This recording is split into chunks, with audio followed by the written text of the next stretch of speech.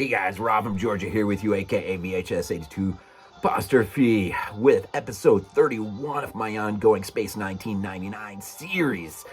And it does really bring warmth to my heart that I've actually started this, and I really am truly heading towards the end of this thing. It's going to feel good when it's done, having done something complete, right? But here in episode 31, The Mark of Archanon, October 16th, 76 was its initial air date. We bring Charles Crichton back into the mix in terms of directing. And our main lead, now this has a much bigger guest cast, but at the forefront of it, as Pasc, John Standing. And we know him, and he of late has played in or acted and taken part in numerous James Bond radio plays as M, which is interesting. He also was in The Legacy from 78 is it? And Night Flyers, kind of surprising, from 87. And so anyways, and then there's a few others in there as well. The Mark of Archanon. It's one of those interesting ones where now we're getting into it now. We're really starting to see the effect of simultaneous shooting of episodes. So in this one, of course, Koenig and Maya are off on another mission, kind of doing, I can't remember exactly, you have to forgive me, but they're off away. And so we don't get them a lot in here, with the exception of the few times that Moonbase Alpha reaches out. The story really is contained at Moonbase Alpha.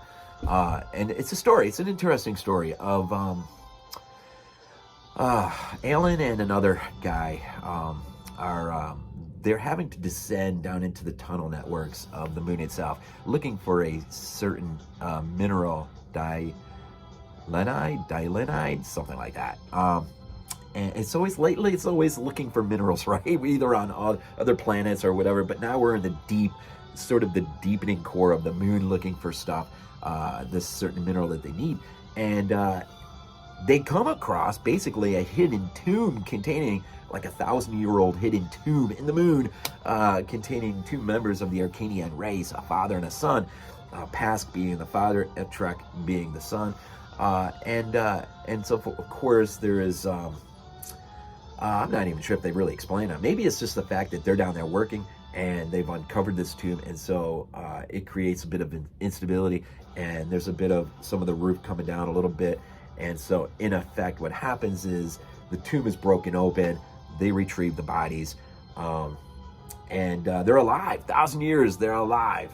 We find out that the Arcanian race, and I think Maya helps with this, and one of the sort of going back to communication, trying to keep Koenig in the loop, but they're busy actually in reality filming another episode, and so they're sort of off the story grid a little bit. But Maya, I think, is the one who says that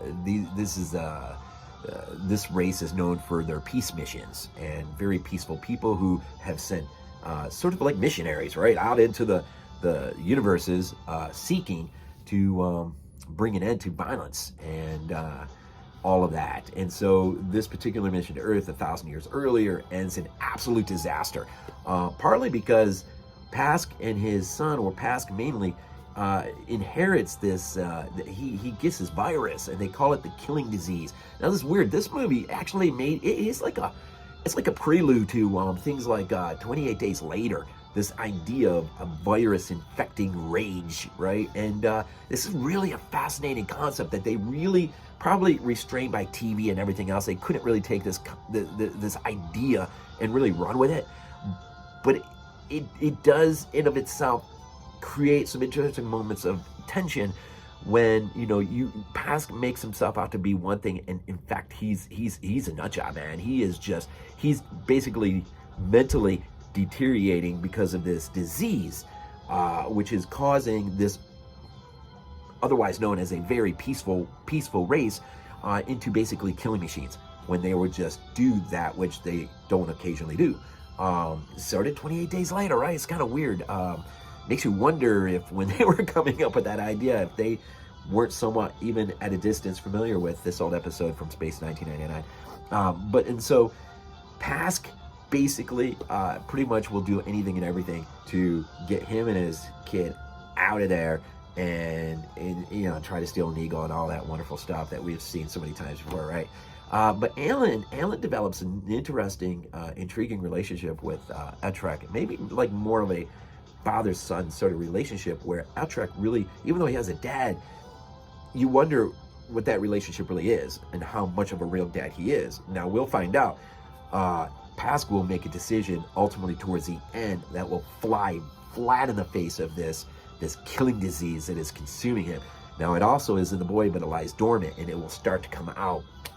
So creating a real dilemma for Helena and for the others there in Moon Base Alpha on what to do. And Helena, of course, being the doctor, wants to treat and save, and she realizes, having studied, haven't got a blood sample, because unfortunately the boy tries to kill himself because he doesn't want to become this thing.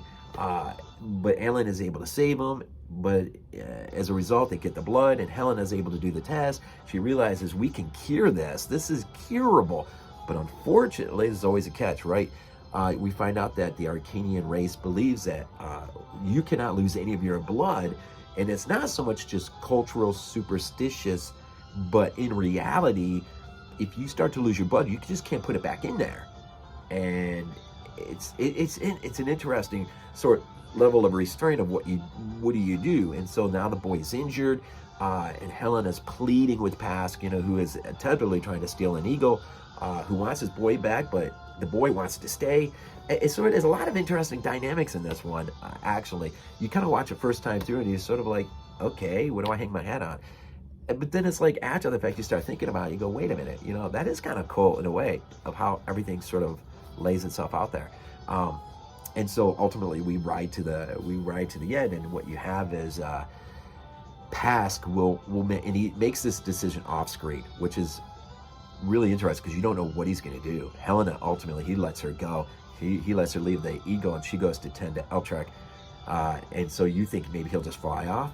He ultimately makes the decision to self-sacrifice himself in an attempt to help the Alphans save his boy. And in so doing, they will save him, but because he gives of his own blood in the process to save his boy, ultimately he will make the self-sacrifice. But in the face of this killing disease, which is infecting, like the rage virus, which is infecting him, which is shows you just how powerful of a peaceful race they really are, that in the end he's able for a moment to override that stuff and do what is right, when everything in him is probably pushing him the other way. Also, when their tomb is unsettled, it sends a sort of a signal to the Arcanian people, who, of course, we've seen this before in other Space 1999 shows, where it's not his wife that comes to him, but one of a lineage descendants, because so much time has elapsed, right?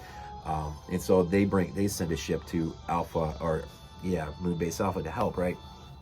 And ultimately, by then, the Alphans have pretty much already resolved things as well as they are, but they do take Utrecht back with them, having been cured, and that's another really weird, interesting twist in there. The Arcanians were aware of Helena's scientific approach to cure, but would not do it because of the issue of the Arcanian blood.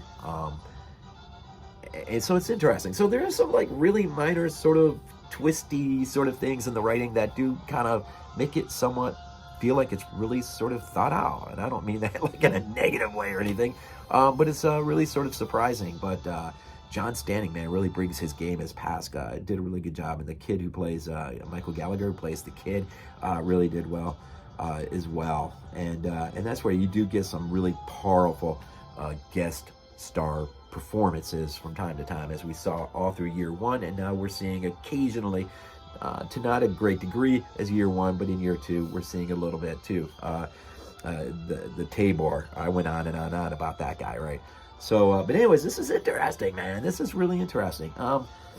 See, these things are starting to jump around a little bit. I think the rules of Luton, I think, is probably next. I can just tell you real quick, because I am following the order of the book that Yeah, The Rules of Luton, directed by Val Guest, which would be episode 32.